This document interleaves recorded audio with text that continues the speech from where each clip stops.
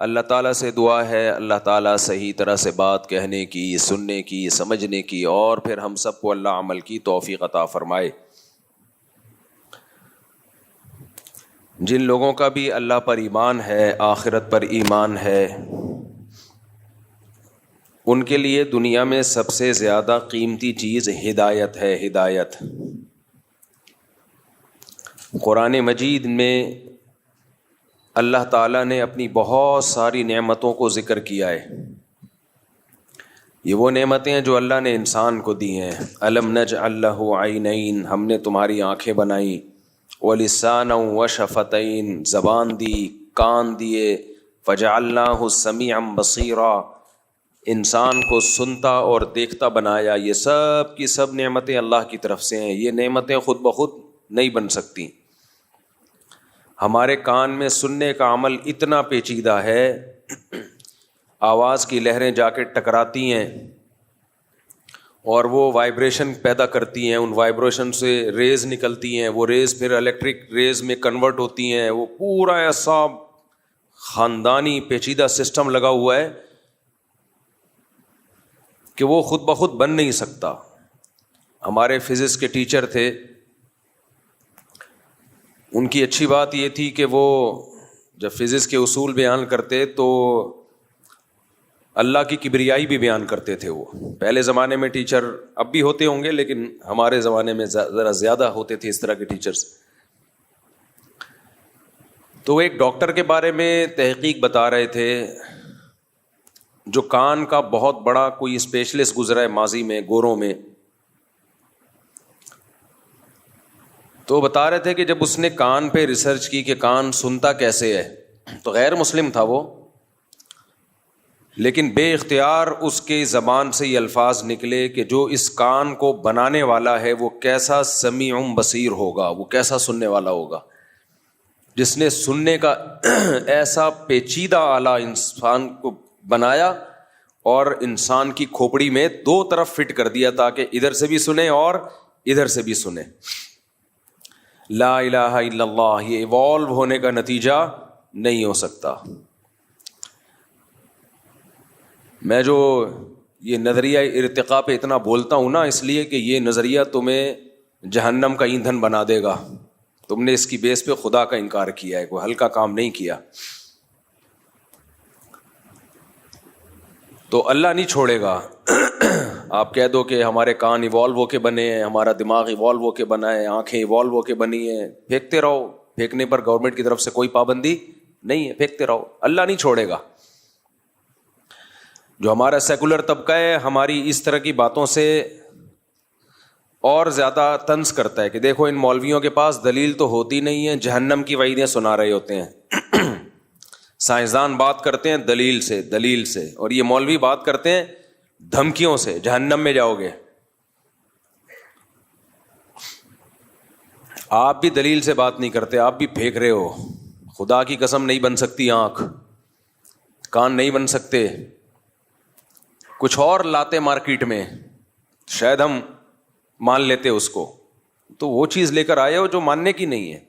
تو تمہاری ان بوسیدہ باتوں کی بیس پہ ہم اپنے بنانے والے کا انکار کریں، دنیا میں اس سے بڑا جرم کوئی نہیں ہوگا۔ دیکھو لوگ جرم کی کوانٹٹی کو دیکھتے ہیں، کوالٹی کو نہیں دیکھتے۔ یہ بہت بڑی غلطی ہوتی ہے لوگوں سے۔ لوگ کہتے ہیں کہ جو شخص زیادہ گناہ کرتا ہے وہ بڑا مجرم ہے، اور جو کم گناہ کرتا ہے، جس کے گناہوں کی تعداد کم ہے، وہ چھوٹا مجرم ہے۔ میرا گلا پتہ نہیں کیوں بار بار بیٹھ رہا ہے۔ دنیا میں خوب سمجھ لو، جرم کی کوانٹٹی سے زیادہ ویلیو کس کی ہوتی ہے؟ کوالٹی کی۔ کس نوعیت کا جرم کیا؟ دیکھو ایک آدمی نے چوری کی، مسجد سے چپل چوری کیے، ایک جرم کیا اس نے کہ نہیں کیا؟ پھر اس نے کیا کیا؟ ایک دن کوئی شخص گزر رہا تھا، اسے رکھ کے بلا وجہ تھپڑ لگا دیا، یہ بھی ظلم ہے۔ کتنے ٹوٹل گناہ ہو گئے اس کے؟ 2۔ یعنی آپ ایک ترازو لیں اور اس کے گناہ اس میں رکھنا شروع کریں۔ چپل چوری کا گناہ لا کے رکھ دیا، ½ کلو کا ویٹ ہو گیا اس کا، ٹھیک ہے۔ بلا وجہ جمشید کو تھپڑ لگا دیا، ½ کلو کا گناہ، اور یہ ٹوٹل گناہ کتنے ہو گئے؟ 1 کلو۔ پھر کہیں کسی کی غیبت کی، ہلکی پھلکی، زیادہ بڑی غیبت نہیں، اس کو موٹا کہہ دیا، اس کو پتلا کہہ دیا، اس طرح کی غیبت. غیبت کے بھی درجات ہوتے ہیں. کسی کو زانی کہہ دیا، یہ بہت بڑی غیبت ہے. لیکن ہلکی پھلکی غیبت، ابے موٹا ہے توند دیکھ اس کی، یہ آدھا کلو کا گناہ اور ہو گیا. ٹوٹل کتنے ہو گئے؟ 1.5 کلو، 3 گناہ. اس طرح اور بھی چھوٹے چھوٹے گناہ لائیں تو یہ ٹوٹل 10 کلو کے ہو گئے. اب 20 گناہ ہو گئے، لیکن ویٹ کتنا بن رہا ہے؟ 10 کلو. گناہوں کی تعداد ہے ٹوٹل 20. لوگ اس کو زیادہ برا سمجھیں گے، کتنا گناہ گار ہے، دیکھو اس کو گالی دی تھی، اس کو برا بلا کہا تھا، وہاں سے چپل چوری کی تھی. لیکن ایک دوسرا شخص ہے جس کی زندگی گناہوں سے بالکل پاک، نہ کبھی کسی کی غیبت کی اس نے، نہ کبھی مسجد سے چپل چوری کی ہے اس نے، نہ کبھی کسی کو تھپڑ مارا. ایک دن اٹھا اور اس نے جمشید کو قتل کر دیا. یہ گناہ کتنے ہیں؟ 1. اب ترازو کے پلڑے میں آپ یہ ایک گناہ لا کے رکھیں، آپ کا کیا خیال ہے؟ اس کا ویٹ 10 کلو ہوگا؟ 10,000 کلو ہوگا اس کا ویٹ. گناہ ایک ہے، لیکن یہ ایسا گناہ ہے کہ دنیا میں بھی اس کی سزا پھانسی کا پھندا، دنیا میں بھی اس کی سزا پھانسی کا پھندا ہے، اور آخرت میں اس کی سزا تو بہت ہی خطرناک. اعمال میں، بدعمالیوں میں سب سے بڑی سزا جو اللہ نے کسی گناہ پہ سنائی ہے وہ قتل ہے. جتنی سخت سزا اللہ نے قتل پہ سنائی ہے نا، قیامت کے دن قاتل کو جو سزا ملے گی، اتنی بڑی سزا مشرک کے علاوہ کسی کو نہیں ملے گی. ایک تو شرک ہے، وہ تو عقیدے سے اس کا تعلق ہے. اعمال میں قتل سے بڑی سزا اسلام میں کوئی بھی نہیں ہے. خوب سمجھ لو، قتل سے بڑی سزا بھی نہیں ہے، کسی کو واجب القتل قرار دینے سے بڑی سزا بھی نہیں ہے، کیونکہ آپ اس کے قتل کو حلال کر رہے ہو. تو یہ بھی آج کل پھر میں اس پہ بات کروں گا سوال جواب کے سیشن میں، کہ بات بات پہ فلاں واجب القتل، فلاں واجب القتل. تو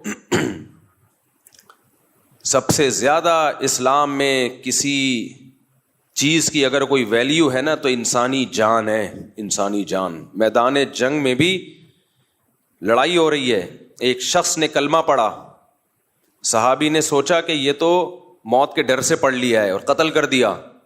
آپ صلی اللہ علیہ وسلم کس قدر غضبناک ہوئے. ان صحابی نے کہا یا رسول اللہ، انہوں نے تو موت کے ڈر سے کلمہ پڑھا تھا نا، ابھی میدان جنگ میں آمنے سامنے کھڑے ہوئے.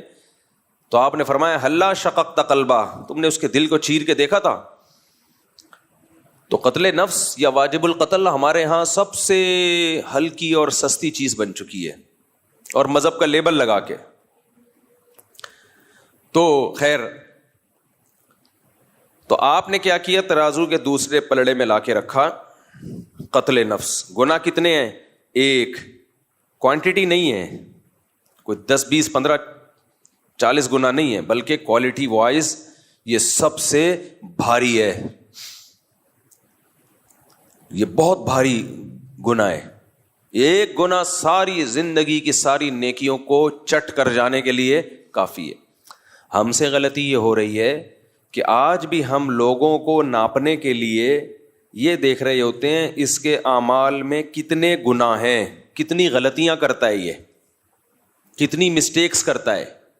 یہ نہیں دیکھتے کہ کس نوعیت کی مسٹیک کر رہا ہے، کس نوعیت کی غلطی کر رہا ہے. تبھی اسلام کا انسانیت کو جانچنے کا پیمانہ الگ ہے، اور عام لوگوں کا انسانیت کو جانچنے کا پیمانہ الگ ہے. ہر ایک کے پیمانے الگ الگ ہیں. آج کل جو سیکولر لبرل لوگ ہیں وہ انسانوں کو کیسے جانچتے ہیں کہ یہ اچھے ہیں یا برے؟ کیسے جانچتے ہیں؟ نماز سے جانچتے ہیں کہ نماز پڑھتے ہیں کہ نہیں پڑھتے؟ بتاؤ، منہ سے بولو یار. ان سے اس سے کیا ہے؟ کہتے ہیں انسان اچھا ہونا چاہیے، بے شک نماز نہ پڑھے. اصل تو انسان ہے. اصل کیا ہے؟ انسان ہے. اصل تو انسان ہونا چاہیے. اچھا بھائی، اصل انسان کا کیا مطلب ہے؟ اصل انسان یہ ہے کہ اصل انسان ہونا چاہیے. 2-3 چیزیں ہی رہ گئی ہیں بس. کسی کا دل نہ دکھائے، کسی کو منع نہ کرے، اور لوگوں کے ساتھ تعاون کرے. کبھی کوئی ضرورت پڑ جائے تو اچھا سلوک کرے لوگوں کے ساتھ. بس یہ ہے. ٹوٹل ختم. انسانیت یہاں پہ کیا ہو گئی؟ اینڈ. کافر کا یہ کرائٹیریا ہے. آج ایک غیر مسلم عیسائی ہے, غیر کسی اور ملک میں رہتا ہے, وہ مسلمانوں پہ بہت برس رہا تھا, کہہ رہا تھا بتاؤ دنیا میں سب سے زیادہ گالیاں دینے والے لوگ کون سے ہیں, کمنٹس میں بتائیے. نیچے لوگوں نے لکھا مسلمس. بتاؤ دنیا میں سب سے زیادہ لڑاکا کون ہے, نیچے لوگوں نے لکھا مسلمس. اچھا وہ خود عیسائی تھا. میں نہیں کہہ رہا سارے عیسائی ایسے ہوتے ہیں, یہاں جو عیسائی رہتے ہیں تو بہت اچھے طریقے سے رہتے ہیں, لیکن ہر طرح کے لوگ ہر جگہ ہوتے ہیں. تو کہہ رہے بتاؤ سب سے بڑے دہشت گرد کون ہیں, نیچے لکھا ہوا تھا مسلم. تو پھر اس نے عیسائیت کی تبلیغ شروع کر دی کہ دیکھو مسیحی میں کتنا یعنی کتنا برداشت ہے وغیرہ وغیرہ. تو کسی نے نیچے کمنٹس کیے ہوئے تھے بتاؤ ایک خدا کو تین کہنے والے کتنے ہیں, کون ہیں؟ صحیح ہے نا, خدا ایک ہے, اس کو تین بنانے والے کون ہیں؟ اب جواب دو نا. یعنی وہ جو کمنٹس میں تھا اس کا کہنا تھا جواب دو, اب نیچے لکھو. ظاہر ہے کرسچینٹی ہے, ایک خدا کو تین بنا دیا اور کہہ دیا کہ اللہ نے عیسیٰ ابن مریم کو اپنا بیٹا بنایا ہے, معاذ اللہ. تو اسی عقیدے کو ایکسپلین نہیں کر سکے. مقصد کسی مذہب کا مذاق اڑانا نہیں ہے, لیکن ظاہر ہے جو شخص یہ کام کرے گا تو پھر اس کو جواب تو ملے گا نا. چند مسلم اسکالرز جو شدت پسند ہیں, جو میجورٹی ان کی مخالفت کرتی ہے, وہ چند شدت پسندوں کا جرم پوری مسلم کمیونٹی پہ ڈال دیا. تو یہ ظلم ہے یا نہیں ہے؟ اگر مسلمان شدت پسند ہوتے تو پاکستان میں ہندو اتنے مزے سے رہتے جتنے مزے سے رہتے ہیں بھائی. اگر مسلم شدت پسند ہوتے تو مسیحی لوگ اتنے مزے سے زندگی گزارتے ہیں یہاں جیسے گزارتے ہیں. ہم نے تو کبھی کسی چرچ کی طرف رخ نہیں کیا کہ ہم اس کو جلائیں گھرائیں, اس عمل کو ہم حرام سمجھتے ہیں. ہمارے کلاس فیلو میں مسیحی لوگ تھے, جایا کرتے تھے چرچ, ہم نے تو کسی پہ کبھی زندگی میں طنز نہیں کیا. تو اب چند لوگوں کی بات کو پورے مذہب پہ ڈال دینا کتنا بڑا ظلم اور زیادتی ہے یہ. تو میرا مقصد یہ تھا اس طرح کا جب بھی کوئی طنز کیا کرے نا تو علمی دلائل نہیں دیے جاتے ایسے لوگوں کو, ان سے الٹا سوال پوچھا جاتا ہے. الٹا سوال پوچھا جاتا ہے کہ ہم اگر جیسے بھی ہیں اتنے برے نہیں ہیں کہ خدا کو ہی تین بنا دیں. یہ زیادہ بڑا جرم ہے, شرک سے بڑا جرم اس کائنات میں کوئی ہو نہیں سکتا. خدا ایک ہی ہے اور حقیقی معنوں میں ایک ہے, اس کے ساتھ کوئی شریک نہیں ہے. سربراہ ایک ہی ہوتا ہے, سربراہ ایک ہوتا ہے. دیکھو ایک عورت شوہر کی نافرمان ہے, خدمت نہیں کرتی, شوہر کہتا ہے بیگم آج موڈ خراب ہے ذرا چائے بنا دو, نہیں بنا رہی. بیگم کپڑے استری کر دو, خود اٹھ کے کر لو, کبھی خود بھی کر لیا کرو, نہیں کر رہی, وغیرہ وغیرہ. گزارا ہو جاتا ہے ایسی عورت کے ساتھ. لوگ کر رہے ہوتے ہیں چل یار خود ہی کر لو, یعنی لوگ کہہ رہے ہوتے ہیں کہ چلو خود ہی کر لو. تو لیکن اگر بیوی یہ کہنا شروع کر دے, شوہر کا نام جمشید ہو, میں نے ستار بھائی کی جان چھوڑ دی ہے, غفار اور ستار کا پیچھا, سلیم کو بھی معاف کر دیا, اب جمشید آ گیا مارکیٹ میں, نیا نام آنا چاہیے نا. ہاں جمشید. اب بیگم نافرمانی کرتی ہے, جمشید برداشت کر رہا ہے. برداشت کرتے ہیں خاندانی لوگ, یہ چھوٹی موٹی چیزیں برداشت کرتے ہیں گھر چلانے کے لیے, بچوں کی خاطر. لیکن ایک دن بیگم نے بول دیا کہ جمشید تم ہو, تم میرے شوہر ہو, تم میرے ہسبینڈ ہو, لیکن سلیم بھی کچھ ہے, کچھ اس میں بھی, وہ بھی کچھ شوہر والا مادہ اس میں پایا جاتا ہے. جو حقوق میں تمہیں دے رہی ہوں اس میں سے کچھ چھڑکاؤ میں, پورے حقوق نہیں دوں گی, کچھ چھڑکاؤ میں سلیم پہ بھی کروں گی. آپ کو آ گیا غصہ, بھائی شوہر تو ایک ہی ہوتا ہے. تو کیا میں کب کہہ رہی ہوں کہ آپ دو ہیں, آپ ایک ہی ہیں, شوہر ایک ہی ہے. لیکن اس لحاظ سے دیکھا جائے ایک دوسرے اینگل سے تو سلیم بھی کچھ شوہر لگتا ہے. کہ بھائی شوہر ایک ہوتا ہے تو میں کب کہہ رہی ہوں کہ دو ہیں. میں شوہر میں توحید کی قائل ہوں, ہسبینڈ صرف ایک. تو پھر اس کا نام کیوں لے رہی ہو بار بار سلیم کا؟ اس کو کچھ بھی رائٹس شوہر والے, ہسبینڈ والے کیوں دے رہی ہو؟ کیا تم اس کو بھی ہسبینڈ مانتی ہو؟ نہیں, میں اس کو ہسبینڈ نہیں مانتی. تو پھر اس کو بیچ میں کیوں گھسیڑ رہی ہو؟ کیا لگتا ہے سلیم؟ تو کیا شوہر یہ جو منطق ہے یہ مان لے گا کہ ہوں تو ایک ہی، لیکن اس لحاظ سے دیکھا جائے تو وہ بھی ہے۔ الہ معبود صرف ایک اللہ۔ عیسیٰ ابن مریم، سیدہ مریم کا اس الوہیت میں اللہ کے ساتھ کوئی شرکت نہیں ہے۔ عیسیٰ علیہ السلام اللہ کے بیٹے نہ اللہ نے ان کو جانا ہے، اور لم یتخذ ولدا، نہ اللہ نے ان کو اولاد ٹھہرایا ہے۔ عیسائی یہ کہتے ہیں ٹھیک ہے اللہ نے جانا نہیں ہے عیسیٰ ابن مریم کو، لیکن اپنا بیٹا بنا لیا ہے۔ بیٹا بنانے کے لیے جنس کا ہونا ضروری ہے، اسی جنس کا ہوتا ہے تو اس کو بیٹا بنایا جاتا ہے۔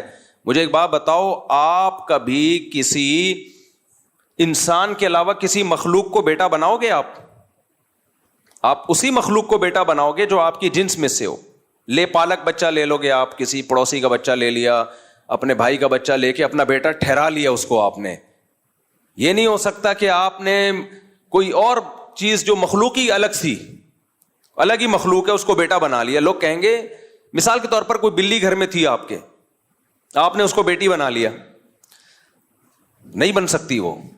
ہاں یہ کہیں گے بھائی محبت سے آپ اس کو کیا کہہ رہے ہیں؟ بیٹی کہہ رہے ہیں۔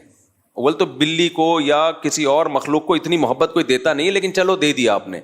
محبت میں تو کسی کو بھی کچھ بھی کہا جا سکتا ہے۔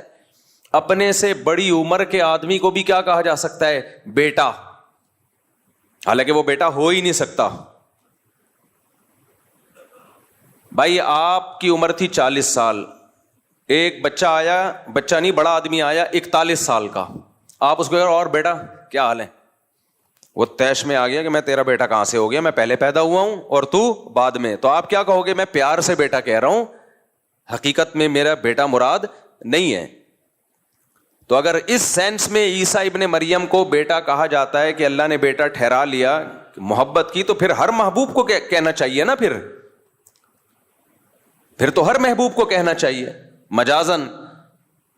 لیکن عیسائی کہتے ہیں نہیں، حضرت نوح علیہ السلام بھی اللہ کے چہیتے، آدم علیہ السلام بھی اللہ کے چہیتے، ابراہیم علیہ السلام بھی اللہ کے چہیتے، مگر کہتے ہیں نہیں، بیٹا کس کو ٹھہرایا؟ عیسیٰ ابن مریم کو۔ تو اس کا مطلب آپ بیٹے سے وہ محبوب یا مجازن بیٹا مراد نہیں لے رہے، آپ حقیقی بیٹا بنا رہے ہو۔ اور جب حقیقی بیٹا کسی کو کہا جاتا ہے تو حقیقی بیٹا وہ ہوتا ہے جس کو آپ نے جنا ہو۔ پھر کہتے ہیں کہ نہیں جنا بھی نہیں ہے۔ بھائی سیدھا کیوں نہیں کہہ دیتے معبود صرف ایک ہے؟ لیس کمثلہ شیء، اس جیسا کوئی دوسرا نہیں ہے، کیونکہ بیٹے کے لیے آپ کی جنس کا ہونا ضروری ہے۔ انسان کو بیٹا بناتا ہے، کسی اور مخلوق کو بیٹا، فرشتے کو بیٹا نہیں بنا سکتا۔ تو اسی طرح اللہ اگر بیٹا بنائے گا معاذ اللہ نقل کفر نباشت، تو وہ اللہ ہی ہوگا، اللہ جیسا ہوگا کوئی۔ جبکہ عیسیٰ ابن مریم نہ اللہ جیسے، آپ کہتے ہیں وہ اللہ جیسے تھے، تو پھر یہی تو شرک ہے کہ آپ نے اللہ جیسا کسی کو ٹھہرا لیا۔ اللہ کہتے ہیں میرے جیسا صرف میں ہوں۔ اور کمال یہ کہ اللہ جیسا ٹھہرا کے پھر عیسیٰ ابن مریم کو پکارتے بھی ہیں۔ پکارنا کس کا حق ہے؟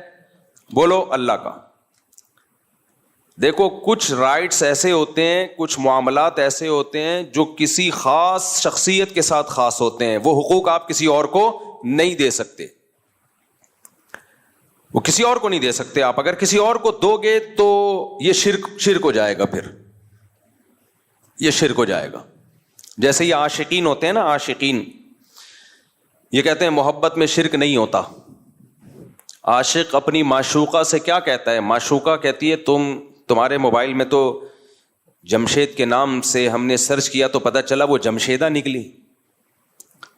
تو یہ جواب میں کیا کہتا ہے؟ میں محبت میں شرک برداشت نہیں کرتا، صرف تم ہو میری، کہتا ہے نا۔ تو کیا مطلب اسے اپنی ماں سے محبت نہیں ہے؟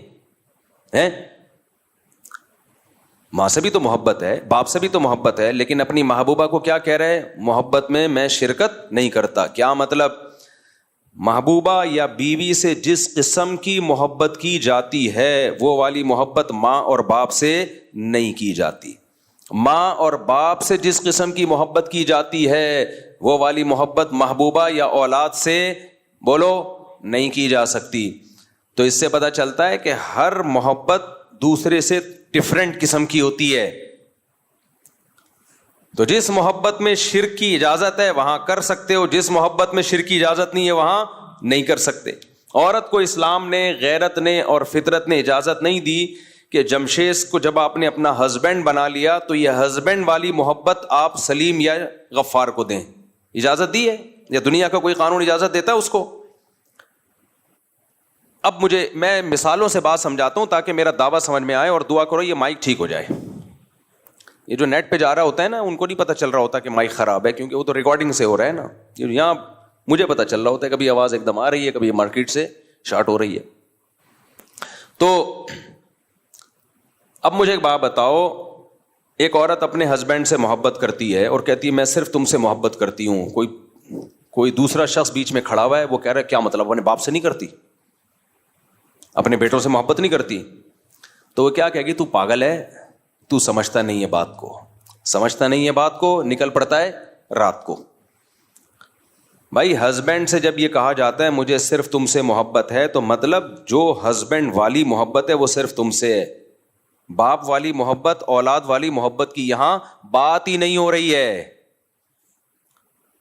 اب ہسبینڈ والی محبت کیا ہے بھائی؟ جو آپس کا ریلیشن ہے میاں بیوی کا, وہ صرف ہسبینڈ کے ساتھ ہو سکتا ہے. عشق معاشقہ صرف ہسبینڈ کے ساتھ ہو سکتا ہے, کسی اور کے ساتھ نہیں ہو سکتا. تو اسی طرح خوب اچھی طرح سمجھ لو, معبود سے بھی خاص قسم کی محبت کی جاتی ہے.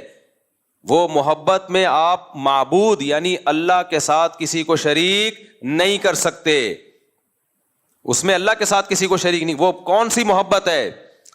وہ اس محبت کی بنا یہ ہے کہ اللہ وہ ذات ہے جو علی کل شیء قدیر اور علم اس کا کامل. اللہ کا علم بھی کامل ہے اور وہ سب کچھ کر سکتا ہے, ہمارے نفع اور نقصان کا مالک ہے وہ. تو آپ سمجھ لو کہ اللہ سے بھی محبت جس میں شرکت جائز نہیں ہے, وہ والی محبت ہے جو عابد کو معبود سے ہوتی ہے, جو عبادت کرنے والے کو اس سے ہوتی ہے جس کی عبادت کی جائے. اور اس محبت کے اثرات کیا ہیں؟ جیسے میاں بیوی کی جو محبت ہے اس محبت کے اثرات کچھ اور ہیں, ایک دوسرے کی جنسی تسکین کا ذریعہ بنتے ہیں. ماں اور باپ سے جو محبت ہوتی ہے اس محبت کے اثرات کچھ اور ہیں. ماں کے قدموں میں بیٹھنے کا دل کرتا ہے, ماں کی گود میں سر رکھ کے سونے کا دل کرتا ہے. باپ سے جو محبت ہوتی ہے اس کے اثرات کچھ اور, اس کی تعظیم کا دل کرتا ہے, اس کی رسپیکٹ کا دل کرتا ہے. تو ہر ایک کی محبت الگ ہوتی ہے. اپنے بچوں پہ جو محبت ہوتی ہے اس محبت کے اثرات کچھ اور ہوتے ہیں. ان کو پیار کرنے کا دل کرتا ہے, ان کو کھلونے دے کے بہلانے کا دل کرتا ہے, ان کے سامنے شکلیں بگاڑ کے ان کو ہنسانے کا دل کرتا ہے, ان کے کہہ کے سننے کا دل کرتا ہے, ان کے لیے پراپرٹی جائیدادیں بنانے کا دل کرتا ہے, ان کے مستقبل کا سوچنے کا دل کرتا ہے. تو اسی طرح خوب سمجھ لو کہ اللہ سے جب محبت ہوتی ہے اس کی عبادت کا دل کرتا ہے, اور عبادت کا جزو اعظم ہے دعا. اللہ کرے یہ بات اچھی طرح سمجھ میں آ جائے. اس کو پکارنے کا دل کرتا ہے کہ مصیبت میں کس کو پکارا جائے گا؟ اس اللہ کو, کسی اور کو نہیں پکاروں گا. اعتماد صرف کس پہ کروں گا؟ اس اللہ پہ. یہاں پھر وہ لوگ مشرکین بولتے ہیں کہ اللہ کے علاوہ نہیں تم پکارتے, پولیس کو نہیں پکارتے ہیلپ لائن میں ہیں بھائی؟ تم جب سمندر میں ڈوب رہے ہوتے ہو تو ہیلی کاپٹر وہ ریسکیو ٹیم کو نہیں پکارتے بھائی. یہاں پکار کا مطلب وہ پکار جو اسباب سے ہٹ کرو. ہمارے معبود کو, اللہ کے پاس یہ طاقت ہے کہ جب سارے اسباب فیل ہو جائیں تو وہ ان ناکامی کے نقشوں میں کامیابی پیدا کر سکتا ہے, اور ناکامی کا کوئی سبب بھی نہ ہو, کامیابی کے نقشوں میں ناکامی پیدا کر سکتا ہے.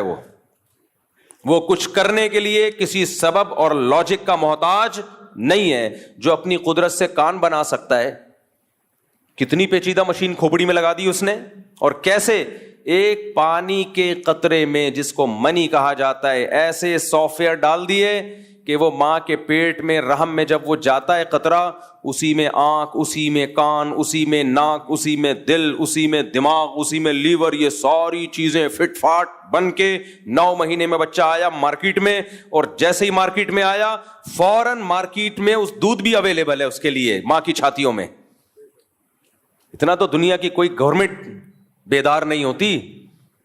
اس سے پتہ چلتا ہے علی کل شیء قدیر. پہلی دفعہ اس نے کلمہ کن کی طاقت سے کائنات کو بنایا، اس کے بعد اسباب میں جکڑ دیا اس نے. اب ایک اسباب کے تحت کائنات چل رہی ہے. پہلی مرتبہ کچھ بھی نہیں تھا، کن بولا اور سب کچھ ہو گیا. بغیر باپ کے عیسیٰ ابن مریم کو پیدا کیا، بغیر ماں اور بغیر باپ کے آدم کو پیدا کیا. تبھی تو سائنسدان پریشان ہے، یہ اللہ کی قدرت کا انکار کرنے کے لیے بندر کے کھاتے میں ڈال دیا اس کو، یہ بندر سے پیدا ہوئے ہیں.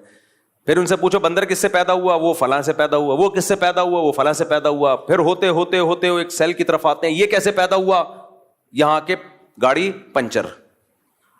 یہ کیسے پیدا ہوا، پنچر. چلو یہ اس کے بھی کوئی لاجک بنا لو، یہ ایسے پیدا ہوا تو یہ بھی تو کسی چیز سے بنا ہے. وہ کس سے پیدا ہوئی، کائنات کی پہلی اکائی کیا ہے. یہاں کے سارے ملحد پنچر ہو جاتے ہیں، کسی کے پاس کوئی جواب نہیں ہے. پھر الٹا ہم پہ اعتراض کرتے ہیں، کہہ رہے ہیں اچھا یہ کائنات اگر خود سے نہیں پیدا ہوئی تو پھر خدا خود سے کیسے پیدا ہو گیا. اور بھائی اس کائنات کو ہم جانتے ہیں، یہ خود سے یہاں کچھ بھی نہیں ہوتا. خدا کو ہم اس کی حقیقت اور ماہیت کو نہیں جانتے، تو دونوں میں سے ایک کو تو فرض کرنا پڑے گا. یا تو یہ کائنات خود سے ہے ہمیشہ سے، یا بنانے والا ہمیشہ سے ہے. فزکس کے سارے لاز اس کائنات پہ اپلائی ہوتے ہیں، اور سارے لاز، سارے قوانین کہتے ہیں یہاں خود بخود کچھ بھی نہیں ہوتا. تو یہ بن کیسے خود بخود گئی؟ وہ فزکس کے جو قوانین ہیں وہ خدا پہ تھوڑی اپلائی ہوتے ہیں، وہ مخلوق تھوڑی ہے، وہ تو ہماری عقل سے بالا تر ہے. اب دو میں سے ایک چیز تو فرض کرنی پڑے گی نا میرے بھائی، یا تو اللہ ہمیشہ سے ہے یا کائنات ہمیشہ سے. ہمارے نے کہہ دیا بھائی اللہ ہمیشہ سے، تو ہمارے پاس جواب آسان ہے. کہتے ہیں کیسے ہے، ہمیں نہیں پتا بھائی کیسے ہے، اللہ کی حقیقت کون جانتا ہے. لیکن آپ سے ہم پوچھتے ہیں کہ اگر اللہ نہیں ہے تو پھر کائنات ہمیشہ سے ہے، کیسے ہے؟ کسی کے باپ کے پاس بھی اس کا جواب نہیں ہے. وہ یہ نہیں کہہ سکتے کائنات ہماری عقل سے بالا تر ہے. کیوں بالا تر ہے بھائی؟ کائنات عقل سے بالا تر ہے تو اس کے بارے میں قوانین پیش کیوں کرتے ہو؟ فزکس کے جتنے قوانین ہیں خدا کے بارے میں تھوڑی، اس کائنات کے بارے میں ہے نا. اگر ایسا کرو گے تو ایسا ہوگا، ایسا نہیں کرو گے تو ایسا نہیں ہوگا. دیکھو رکشوں کے پیچھے لکھا ہوتا ہے ایسا کرو گے تو کون آئے گا، یہ فزکس کا تو لا ہے. رکشوں کے پیچھے لکھا ہوتا ہے ایسا کرو گے تو کون آئے گا، یہ دیسی لا ہے.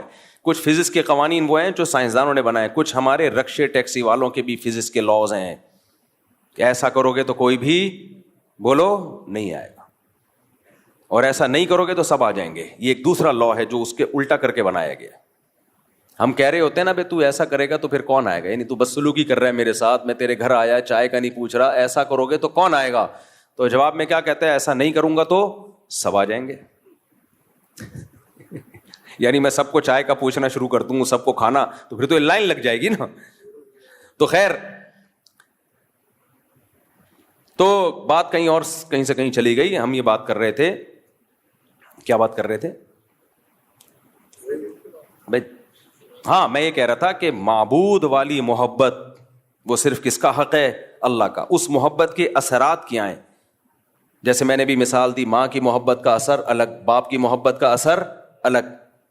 باپ کی محبت کا اثر یہ نہیں کہ گود میں اٹھا کے پیار کرنا شروع کر دو اس کو. باپ کی محبت کا اثر ہے تعظیم، رسپیکٹ، کڑوی کسیلی برداشت کرو. کبھی کبھار ایک آدھ تھپڑ لگا دیا، برداشت، ابا ہے بھائی. ماں کی محبت کا اثر کیا ہے؟ اس کے قدموں میں بیٹھو، اس کی گود میں سر رکھو، کتنا مزہ آتا ہے، خاص طور پہ جب بوڑھی ماں ہو. آہا، اس سے زیادہ تو مزے کی دنیا میں کوئی چیز ہے نہیں. تو اللہ کی محبت کا مطلب کیا ہے؟